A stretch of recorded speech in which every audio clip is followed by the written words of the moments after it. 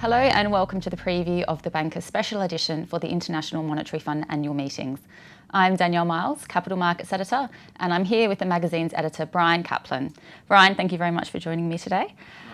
This edition is one of our biggest of the year. What are some of the major topics that we tackle in it? Well, what we try to do with our September edition, which is going to the IMF meetings, as you say, is try and reflect some of the things that the participants in the meetings will be talking about. Of course, with the IMF, I mean, it's basically the global economy and almost everything impacting on the global economy. But three things we've picked out in particular are climate change, partly because of Donald Trump pulling the US out of the Paris Climate Accords, the relationship between the IMF and Donald Trump's administration, because they have different ideas about what the organisation should be doing, and finally Venezuela, because there's a big crisis going on there. Obviously, the speculation about how that will play out in the end. Okay, so let's start with climate change then. How have we covered this?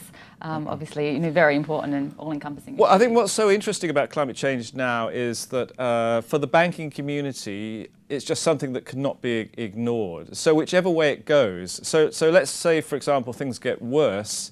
We don't do anything about climate change. We have global warming. We have an increase in natural disasters. That has implications for banks and what they lend to and global asset values, because we could see stock market crashes related to that.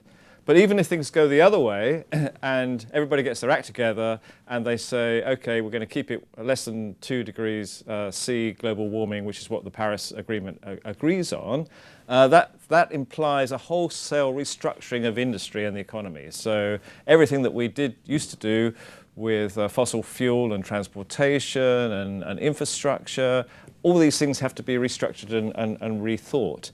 So for banks, you have to think about, well, who are you lending to? Is it so good to be lending to a blue chip oil major, or would you be better off lending? Do you have less risk if you're lending money to an offshore wind farm, for example? It's interesting. It's not as clear cut as I guess it's often portrayed elsewhere. Another sort of global issue is obviously the current US president and his stance on globalization versus protectionism. How have we looked at that in the context of the IMF? That's right, because I think the world is basically feeling its way with the Trump administration and trying to sort out the rhetoric from the reality. So there's a lot of, big talking, but then sometimes the reality is rather different. So actually what we've done is we managed to get an interview with the Treasury Secretary, Steve Mnuchin. And their take on the IMF is that they just want it to go back to what they see as the basics, which is basically, can it do something about foreign exchange rates? And obviously undervalued exchange rates are a thing that concerns the Trump administration, especially in relationship to China and trade. And can it do something about surpluses and deficits? And by the way, can it manage itself better in terms of keeping to its budget? So that on the surface of it is not too radical. And we also have an interview with the IMF Managing Director, Christine Lagarde. And she says, look, open to talking to the new administration, of course, about the IMF's direction. Don't forget the US is the biggest shareholder in the IMF, so whatever it says is rather important. So it doesn't seem like there's any kind of head-on conflict, but there's obviously a different view about where the IMF should go than there was perhaps under the Obama administration. And in some ways, the IMF has suffered a bit, I think, from mission creep in terms of its trying to do too many things. In some ways, I think that the Trump approach, whether you agree with it or not, might just actually make things a bit more straightforward. So in the big picture, it might benefit the IMF. Yeah. Another issue in the Americas, obviously very different, is Venezuela, as you said, obviously in deep political and economic crises. How have we approached that from a banking perspective? Well, I mean, obviously the story about Venezuela is for everybody to read. It's an economic disaster and it's a political disaster, and Trump has spoken out about it. It's something that obviously almost everybody in the world is concerned about. What we've tried to do is narrow it down and look at what it means from a banking point of view. Clearly, when you have inflation of about 1,600%, it makes banking very, very tricky indeed, because everything that you lend out at a particular rate, is completely distorted within just days.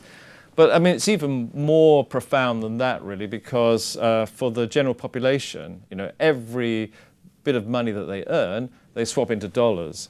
And there are limits on how much you can take out of your bank account per day. So people are setting up 2 or 3 bank accounts, and they want to do all their transactions by debit card or credit card because you're so limited with cash. Be very tactical about it. Yeah, so I mean, we've tried to understand what this means to the banking system. It's clearly very difficult. Know that none of the numbers are reliable.